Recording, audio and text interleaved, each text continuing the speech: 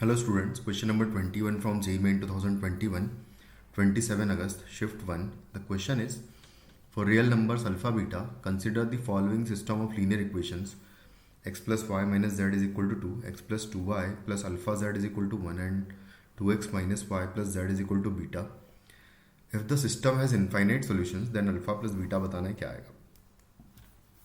तो सबसे पहले हम लोग d इक्वल टू 0 करेंगे, यानी कि एक्स वाई जेड से बनने वाले डिटर्मिनेंट है ना, कोफिशिएंट से बनने वाली डिटर्मिनेंट, उसका वैल्यू इक्वल टू 0 होगा। तो फर्स्ट रो यहाँ से हमें मिलेगी, सेकंड रो आ जाएगी 1 2 एंड अल्फा, थर्ड रो आएगी 2 -1 एंड 1। तो इसकी डिटर्मिनेंट की वैल्यू इक्वल टू 0 होनी चाहिए अगर मुझे चाहिए इनफाइनाइट सॉल्यूशंस।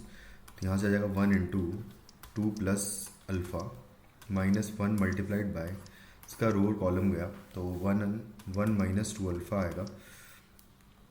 उसके बाद फिर नेक्स्ट -1 टाइम्स इसका रो और कॉलम हटाएंगे तो आएगा -1 एंड -4, -1 एंड -4 हो जाएगा -5।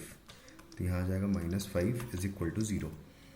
तो अल्फ़ा की वैल्यू यहाँ से निकल आएगी जो कि हो जाएगी 2 plus alpha -1 plus 2 alpha and plus 5 is equal to 0। तो यहाँ से आ जाएगा ये 3 अल्फ़ा और 7 -1 6 हो जाएगा, तो प्लस 6 इज इक्वल टू 0। तो अल्फ़ा इज इक्वल टू यहाँ से आ जाएगा -2।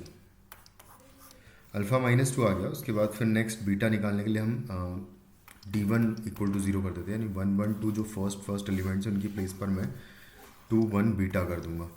तो यहाँ पर आ जाएगा 2 1 beta 1 2 -1 as it is -1 and यहाँ पर आ जाएगा -2 इन प्लेस ऑफ अल्फ़ा की वैल्यू एंड यहाँ आ जाएगा 1। तो यहाँ से हम बीटा निकाल लेंगे इसको इक्वल टू 0 करके। तो हो जाएगा 2 इंटू फर्स्ट रो और कॉलम हटाएंगे, first row and first column, तो 2 -2 हो जाएगा यहाँ पर तो 0। फिर आएगा -1 टाइम्स इसका रो और कॉलम हटाऊंगा तो आएगा 1 एंड प्लस 2 बीटा। इसके बाद फिर नेक्स्ट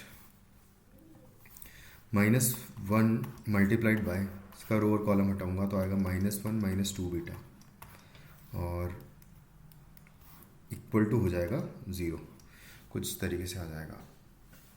नेक्स्ट उसके बाद फिर यहाँ से ये हो जाएगा 0 और फिर यहाँ से देखो क्या हो रहा है कि -1 -2 बीटा यहाँ से आएगा और +1 एंड -2 बीटा यहाँ से +2 बीटा यहाँ से आ रहा है। तो एक्चुअली ये कैंसिल आउट हो रहा है, तो यहाँ से वैल्यू नहीं निकल रही है। तो हम लोग क्या करेंगे, जैसे d1 इक्वल टू 0 क्या, क्योंकि जब इनफाइनाइट सॉल्यूशंस होगा तो d1 d2 d3 सब 0 होना चाहिए। तो हम लोग d2 एक बार निकाल लेते हैं। तो d2 निकालेंगे तो आएगा सेकंड प्लेस पर मैं 2 1 बीटा रख दूंगा, यहाँ पर 2 1 बीटा। उसके बाद फिर थर्ड रो तो एज इट इज़ -1 -2 एंड 1 होगी और first row as it is ये वाली आ जाएगी जो पहले ली हुई थी हमने 1 1 2। तो यहाँ से आ जाएगा 1 1 एंड 2। इसको भी इक्वल टू 0 करके एक बार देख लेते हैं। तो यहाँ से आ जाएगा 1 मल्टीप्लाइड बाय 1 प्लस 2 बीटा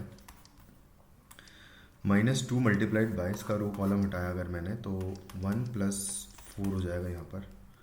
उसके बाद नेक्स्ट -1 मल्टीप्लाइड बाय, इसका रो कॉलम हटाया तो यहाँ से आ जाएगा बीटा एंड -2 इक्वल टू 0।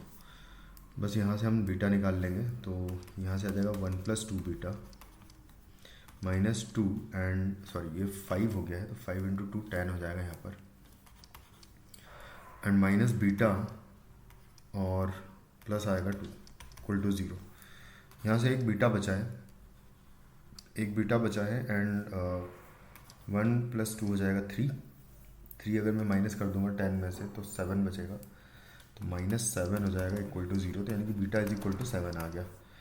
तो बीटा 7 हो जाएगा और अल्फ़ा ऑलरेडी -2 निकाल चुके हैं हम लोग। तो अल्फ़ा प्लस बीटा जो है, अल्फ़ा प्लस बीटा हो जाएगा -2 प्लस 7 यानी कि हो जाएगा 5, जो कि हमारा फाइनली आंसर हो जाएगा इस क्वेश्चन का।